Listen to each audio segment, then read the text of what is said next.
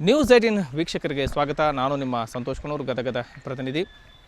ಆ ತಾಲೂಕು ಘೋಷಣೆಯಾಗಿ 9 ವರ್ಷ ಕಳೆದಿದೆ. ಆದರೆ ತಾಲೂಕು ಆಸ್ಪತ್ರೆ ಇಲ್ಲದೆ ಸಾಕಷ್ಟು ರೋಗಗಳು ಕೂಡ ಪರದಾಡುವಂತಹ ಪರಿಸ್ಥಿತಿ ಕೂಡ ಈಗ ನಿರ್ಮಾಣವಾಗಿರುವಂಥದ್ದು. ಯಾಕಂದರೆ ಸಮುದಾಯ ಆರೋಗ್ಯ ಕೇಂದ್ರ ಇದೆ, ಆದರೆ 30 ಬೆಡ್ಗಳ ಆಸ್ಪತ್ರೆ ಆಗಿದೆ. ಆದರೆ ತಾಲೂಕು ಆಸ್ಪತ್ರೆಯಾಗಿ ಮಾರ್ಪಟ್ಟರೆ ಸುಮಾರು 100 ಬೆಡ್ಗಳ ಆಸ್ಪತ್ರೆಯಾಗಿ ಕೂಡ ಆಗುತ್ತೆ. ಆದರೆ ಇದರಿಂದಾಗಿ ಸಾಕಷ್ಟು ತೊಂದರೆಗಳು ಕೂಡ ಈಗ ಆಗ್ತಾ ಇರೋದ್ರಿಂದಾಗಿ ಆ ಒಂದು ಸಮುದಾಯ ಆರೋಗ್ಯ ಕೇಂದ್ರವನ್ನು ಹೈಟೆಕ್ ಆಗಿ ತಾಲೂಕು ಆಸ್ಪತ್ರೆಯಾಗಿ ಅಪ್ಗ್ರೇಡ್ ಮಾಡಬೇಕು ಅಂತೇಳಿ ಗ್ರಾಮಸ್ಥರಾಗಿರ್ಬೋದು ಮತ್ತು ಸ್ಥಳೀಯರು ಕೂಡ ಒತ್ತಾಯವನ್ನು ಕೂಡ ಮಾಡ್ತಾ ಇದ್ದಾರೆ. ಇಂಥದ್ದೊಂದು ಆಸ್ಪತ್ರೆ ಇರತಕ್ಕಂಥದ್ದು ಗದಗ ಜಿಲ್ಲೆಯ ಗಜೇಂದ್ರಗಡ ಪಟ್ಟಣದಲ್ಲಿರ್ತಕ್ಕಂಥ ಸಮುದಾಯ ಆರೋಗ್ಯ ಕೇಂದ್ರ.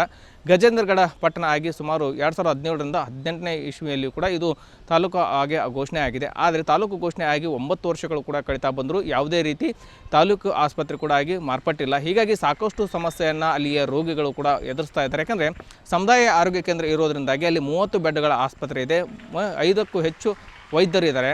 ಆದರೆ ಇದು ತಾಲೂಕು ಆಸ್ಪತ್ರೆಯಾಗಿ ಮಾರ್ಪಟ್ಟರೆ ಸುಮಾರು 10ಕ್ಕೂ ಹೆಚ್ಚು ವೈದ್ಯರು ಕೂಡ ಬರ್ತಾರೆ, ಸಾಕಷ್ಟು ಸೌಲಭ್ಯಗಳು ಕೂಡ ಸಿಗ್ತವೆ. ಆದರೆ ಈಗ ಸಮುದಾಯ ಆರೋಗ್ಯ ಕೇಂದ್ರದಲ್ಲಿ ಯಾವುದೇ ರೀತಿ ಸರಿಯಾದ ಸೌಲಭ್ಯಗಳು ಕೂಡ ಸಿಗ್ತಾ ಇಲ್ಲ. ಹೀಗಾಗಿ ಸರಿಯಾದ ಸೌಲಭ್ಯಗಳು ಸಿಗದೇ ಇರೋದ್ರಾಗಿ ಮಹಿಳೆಯರಾಗಿರ್ಬೋದು, ಗರ್ಭಿಣಿಯರಾಗಿರ್ಬೋದು, ವೃದ್ಧರಾಗಿರ್ಬೋದು, ತುರ್ತು ಸೇವೆಗಾಗಿಯೂ ಕೂಡ ಅಲ್ಲಿ ಇರ್ತಕ್ಕಂಥ ಕೊಪ್ಪಳ ಜಿಲ್ಲೆಯ ಕುಷ್ಟಗಿ ಆಗಿರ್ಬೋದು ಇಲ್ಲ ಯಲಬುರ್ಗಾ ತಾಲೂಕುಗಳಿಗೆ ಹೋಗಿ ಚಿಕಿತ್ಸೆಯನ್ನು ಪಡೆಯುವಂಥ ಪರಿಸ್ಥಿತಿ ಕೂಡ ನಿರ್ಮಾಣವಾಗಿರುವಂಥದ್ದು. ಯಾಕಂದರೆ ಅಲ್ಲಿ ತಾಲೂಕು ಆಸ್ಪತ್ರೆಗಳಿದ್ದಾವೆ, ಹೀಗಾಗಿ ಅಲ್ಲಿ ಸರಿಯಾದ ಸೂಕ್ತ ಚಿಕಿತ್ಸೆ ಕೂಡ ಸಿಗ್ತಾ ಇದ್ದಾವೆ.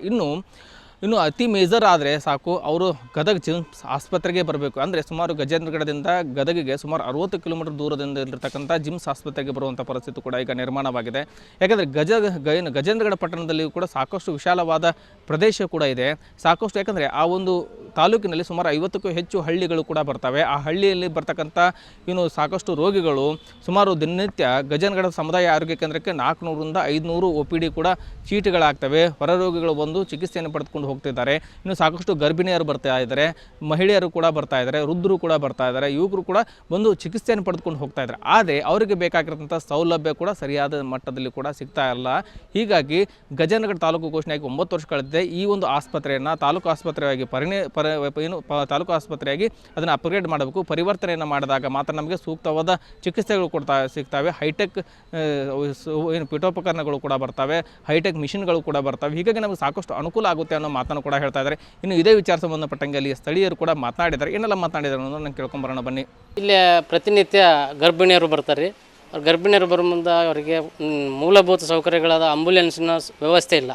ಯಾಕಂದರೆ ಇಲ್ಲಿ ಡೆಲಿವರಿ ಆಗೋ ಟೈಮ್ನಾಗ ಗದಿಗೊಯ್ರಿ ಅಂತಾರೆ. ಎಷ್ಟೋ ಜನ ದಾರಿ ಮಧ್ಯದಲ್ಲೇ ಮರಣ ಹೊಂದಿದ್ದಿದೆ.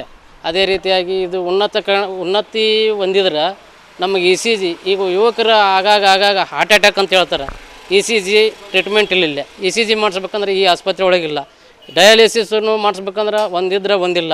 ಹಾಗಾಗಿ ಇಲ್ಲಿ ಬರುವಂಥ ಪ್ರತಿನಿತ್ಯ ಗ್ರಾಮೀಣ ಪ್ರದೇಶದ ರೋಗಿಗಳಿಗೆ ಅನಾನುಕೂಲ ಆಗಿದ್ದು, ಇನ್ನಷ್ಟು ಅನುಕೂಲ ಮಾಡಿಕೊಟ್ರೆ ನಮಗಿನ್ನೂ ಉತ್ತಮವಾಗುತ್ತೆ. ಗಜೇಂದ್ರಗಡ ನಗರಕ್ಕೆ ಸುಮಾರು 30ರಿಂದ 40 ಹಳ್ಳಿಗಳು ವ್ಯಾಪಾರಕ್ಕಾಗಿ ಜನ ಕೃಷಿ ಕೂಲಿ ಕಾರ್ಮಿಕರು ಬರ್ತಾರೆ.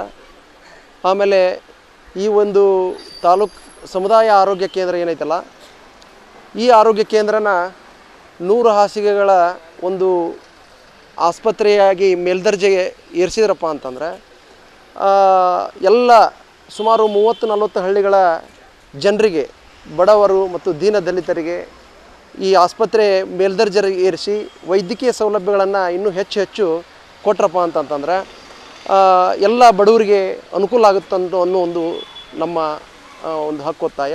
ಇವತ್ತು 8-9 ವರ್ಷಗಳಾದವು, ಇನ್ನೂ ಕೂಡ ನಮ್ಮ ಗಜೇಂದ್ರಗಡ ನಗರದ ಸಮುದಾಯ ಆರೋಗ್ಯ ಕೇಂದ್ರ ತಾಲೂಕು ಆಸ್ಪತ್ರೆಯಾಗಿ ಮೇಲ್ದರ್ಜೆಗೆ ಏರಿಲ್ಲ. ಯಾಕೆ ಕಾರಣಪ್ಪ ಅಂದ್ರೆ ಇದಕ್ಕೆ ನಮ್ಮ ಸ್ಥಳೀಯ ಶಾಸಕರಾದಂಥ GS ಪಾಟೀಲ್ ಅವರ ಇಚ್ಛಾಶಕ್ತಿಯ ಕಾರಣ ಅಂತ ನಾನು ಹೇಳ್ತೀನಿ. ಯಾಕಂದ್ರೆ ಶಾಸಕರು 3 ವರ್ಷ ಆದರೂ ಒಮ್ಮೆ ಕೂಡ ನಮ್ಮ ಸಮುದಾಯ ಆರೋಗ್ಯ ಕೇಂದ್ರಕ್ಕೆ ಭೇಟಿ ನೀಡಿಲ್ಲ. ಅವರು ಕೇವಲ ತಮ್ಮ ಮಂತ್ರಿ ಪದವಿಯನ್ನು ಗಿಟ್ಟಿಸ್ಕೊಳ್ಳೋದ್ರಲ್ಲೇ ಕಾಲಹರಣ ಮಾಡ್ತಾಯಿದ್ದಾರೆ ಅಂತ ಹೇಳ್ತೀನಿ. ಇವತ್ತು ನೀವು ನೋಡಿರ್ಬೋದು, ನಾವು ನಗರದ ಸಮುದಾಯ ಆರೋಗ್ಯ ಕೇಂದ್ರ ಇವತ್ತು ತಾಲೂಕು ಆಸ್ಪತ್ರೆ ಆದರೆ ಸಾಕಷ್ಟು ಜನರಿಗೆ ಅನುಕೂಲ ಇದೆ. ವೀಕ್ಷಕ ಕೇಳಿದ್ರಲ್ಲ ಸ್ಥಳೀಯರ ಮಾತನ್ನು. ಯಾಕಂದರೆ ಈ ಒಂದು ಗಜೇಂದ್ರಗಡದ ಸಮುದಾಯ ಆರೋಗ್ಯ ಕೇಂದ್ರ ಏನಾದರೂ ಹೈಟೆಕ್ ಆದಂಥ ತಾಲೂಕು ಆಸ್ಪತ್ರೆ ಆದರೆ ಸಾಕಷ್ಟು ಅನುಕೂಲ ಕೂಡ ಆಗುತ್ತೆ. ಯಾಕಂದರೆ ಸುಮಾರು 50ಕ್ಕೂ ಹೆಚ್ಚು ಗ್ರಾಮಸ್ಥರಿಗೂ ಕೂಡ ಬರ್ತಕ್ಕಂಥ ರೋಗಿಗಳು ಕೂಡ ಸಾಕಷ್ಟು ಅನುಕೂಲ ಕೂಡ ಆಗುತ್ತೆ. ಆದಷ್ಟು ಬೇಗ ಆರೋಗ್ಯ ಇಲಾಖೆ ಮತ್ತು ಸರ್ಕಾರ ಎಚ್ಚೆತ್ತುಕೊಂಡು ಈ ಒಂದು ಗಜೇಂದ್ರಗಢ ಪಟ್ಟಣ ತಾಲೂಕಾಗಿ ಸುಮಾರು 9 ವರ್ಷ ಕೂಡ ಕಳೆದು ಹೋಗಿದೆ. ಹೀಗಾಗಿ ಅಲ್ಲಿಯ ಸ್ಥಳೀಯ ಜನಪ್ರತಿನಿಧಿಗಳು ಇಚ್ಛಾಶಕ್ತಿ ಕೊರತೆಯಿಂದಾಗಿ ಈ ಒಂದು ತಾಲೂಕು ಆಸ್ಪತ್ರೆ ಹೈಟೆಕ್ ಆಗಿಲ್ಲ ಅನ್ನುವಂಥ ಆರೋಪವನ್ನು ಕೂಡ ಮಾಡ್ತಾ ಇದ್ದಾರೆ. ಇನ್ನಾದರೂ ಅಲ್ಲಿಯ ಸ್ಥಳೀಯ ಜನಪ್ರತಿನಿಧಿಗಳಾಗಿರ್ಬೋದು, ಜೊತೆಗೆ ಆರೋಗ್ಯ ಇಲಾಖೆ ಅಧಿಕಾರಿಗಳಾಗಲಿ, ಜೊತೆಗೆ ಆರೋಗ್ಯ ಇಲಾಖೆ ಸಚಿವರು ಆದಷ್ಟು ಬೇಗ ಎಚ್ಚೆತ್ತುಕೊಂಡು ಈ ಒಂದು ಏನು ಸಮುದಾಯ ಆರೋಗ್ಯ ಕೇಂದ್ರ ಏನಿದೆ ಇದನ್ನು ಈಗ ತಾಲೂಕು ಆಸ್ಪತ್ರೆಯಾಗಿ ಪರಿವರ್ತನೆ ಮಾಡಿದಾಗ ಮಾತ್ರ ಈ ಒಂದು ಭಾಗದ ಜನರಿಗೆ ಸಾಕಷ್ಟು ಸೂಕ್ತವಾದ ಚಿಕಿತ್ಸೆ ಕೂಡ ಸೌಲಭ್ಯ ಸಿಗುವ ಸಾಧ್ಯತೆಗಳು ಇದ್ದಾವೆ. ಆದಷ್ಟು ಬೇಗ ಎಚ್ಚೆತ್ತುಕೊಂಡು ಈ ಒಂದು ಸೌಲಭ್ಯವನ್ನು ಕಲ್ಪಿಸುವಂಥ ಕೆಲಸವನ್ನು ಆರೋಗ್ಯ ಇಲಾಖೆ ಮಾಡಬೇಕಿದೆ. ಎಸ್ ವೀಕ್ಷಕರೇ, ವಿಡಿಯೋ ನಿಮಗೆ ಲೈಕ್ ಮಾಡಿ, ಕಮೆಂಟ್ಸ್ ಮಾಡಿ, ಶೇರ್ ಮಾಡಿ. ನಿರ್ಭೀತ, ನಿಷ್ಪಕ್ಷಪಾತ, ವಿಶ್ವಾಸಾರ್ಹ ಸುದ್ದಿಗಳಿಗೆ ಹೆಸರಾಗಿರುವ ನ್ಯೂಸ್ 18 ಕನ್ನಡ ಈಗ ಆಪ್ನಲ್ಲೂ ಲಭ್ಯವಿದೆ.